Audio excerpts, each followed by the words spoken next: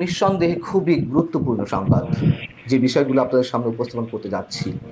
সেনা সদরের যে বৈঠকের দিকে 18 কোটি মানুষ তাকিয়েছিলেন, সরকারও নিঃসন্দেহে একটা উদ্বেগের মধ্যে ছিল যে এই বৈঠক থেকে কোনো বিশেষ কোনো সিদ্ধান্ত আসতে যাচ্ছে কিনা।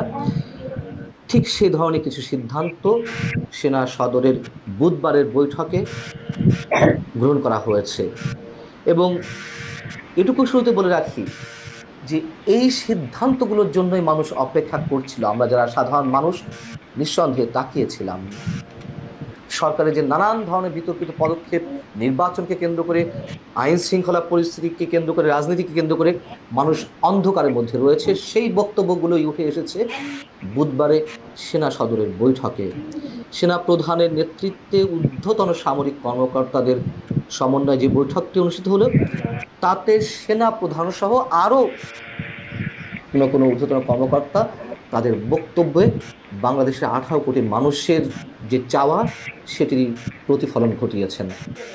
সেনাপ্রধান স্পষ্ট করে বলেছেন যে সিদ্ধান্তগুলো নেওয়া হয়েছে বা যে বক্তব্যগুলো এসেছে, আমি আপনাদের সামনে সেগুলো একে একে বলছি। আমি আমার বিশ্বস্ত সূত্রের মাধ্যমে যেগুলো জানতে পেরেছি এবং আনডাউটেডলি বলা যায় যে এগুলোই হয়েছে। সেনাপ্রধান বলছেন যে বাংলাদেশের ভূমি ব্যবহার করে কারোর বিশেষ স্বার্থ উদ্ধারের জন্য কোনো ধরনের কোনো করিডোর দিতে দেয়া হবে না। এ ধরনের কথা তিনি বলেছেন যে জাতিকে অন্ধকারে রেখে বা রাষ্ট্র পরিচালনায় যে অক্সিলিয়ারি ফোর্সগুলো রয়েছে, গুরুত্বপূর্ণ স্টেক হোল্ডার হিসেবে যারা রয়েছেন, রাষ্ট্রীয় বিভিন্ন সংস্থা বা সেনাবাহিনীর মতন যেই বাহিনীগুলো, তাদেরকে অন্ধকারে রেখে সরকার বিভিন্ন ধরনের সিদ্ধান্ত নিচ্ছে। সেনাপ্রধান যে কথাগুলো বলেছেন তার মধ্যে আরেকটি হচ্ছে, দেশের জন্য যে কোনো গুরুত্বপূর্ণ সিদ্ধান্ত নিতে হবে নির্বাচিত সরকারকে। কোনো অনির্বাচিত সরকার কোনো ধরনের গুরুত্বপূর্ণ সিদ্ধান্ত গ্রহণ করতে পারে না। এবং নির্বাচন বিষয়ে যেটি বলা হয়েছে, বরাবরই তিনি যেটি বলে আসছেন, সবসময় তিনি তার কথাতে অবিচল আছেন। তিনি বলেছেন যে অবশ্যই 2025 ডিসেম্বরের মধ্যে নির্বাচন হতে হবে।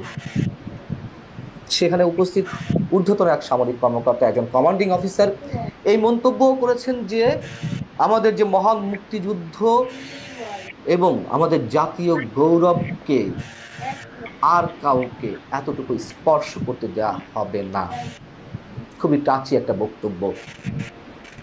মব সন্ত্রাস সম্পর্কেও সেখানে বলা হয়েছে, সিদ্ধান্ত নেওয়া হয়েছে আর কোনো ধরনের মব সন্ত্রাসকে প্রশ্রয় দেবে না সেনাবাহিনী।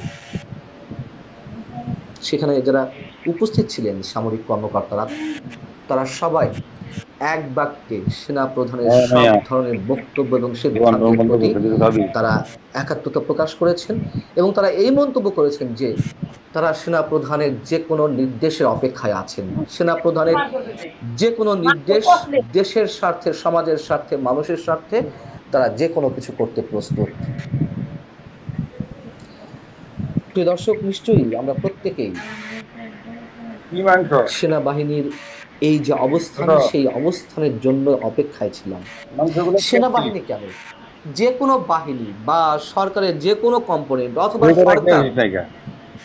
সরকারের এই ধরনের আচরণের জন্যই তো মানুষ বসে আছে। যে একটা গণঅভ্যুত্থান হলো, সেই গণঅভ্যুত্থানের চাওয়া তো এগুলোই ছিল। এবং সংস্কার বলে যেগুলো ঘটনা হচ্ছে, যে টাইম পাস করা হচ্ছে, এগুলো মানুষের সামনে একেবারে স্পষ্ট হয়ে গেছে, কোনো সংস্কার হবে না।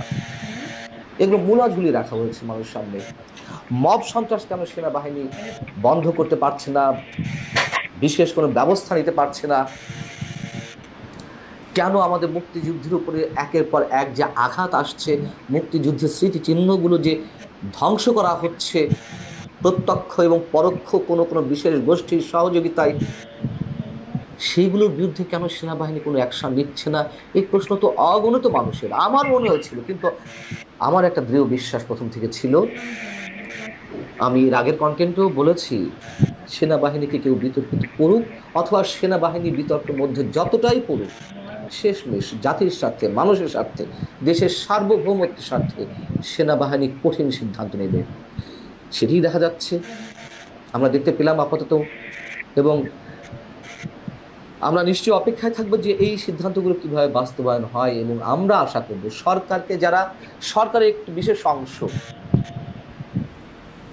পুরো সরকার ব্যবস্থাকে যারা উল্টো পথে পরিচালিত করতে চাইছে, অথবা এর পেছনে যে ম্যাটিকুলাস ডিজাইন রয়েছে সেগুলো বাস্তবায়নের জন্য যে একটি বিশেষ গোষ্ঠী তৎপর রয়েছে, আমরা চাইব তাদের শুভবুদ্ধির উদয় হোক।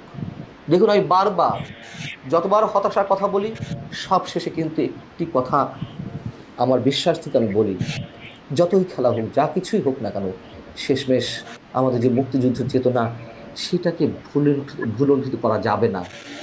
মানুষের যে চাওয়া, বাঙালির হাজার বছর যে সংগ্রাম, যে ইতিহাস, এগুলোকে পারমিট করে না। হয়তো অনেক ধরনের সংঘাত, সংঘর্ষ, রক্তপাতের মধ্য দিয়ে আমাদেরকে এগিয়ে যেতে হয়েছে, এবং দিন শেষে আমাদের যে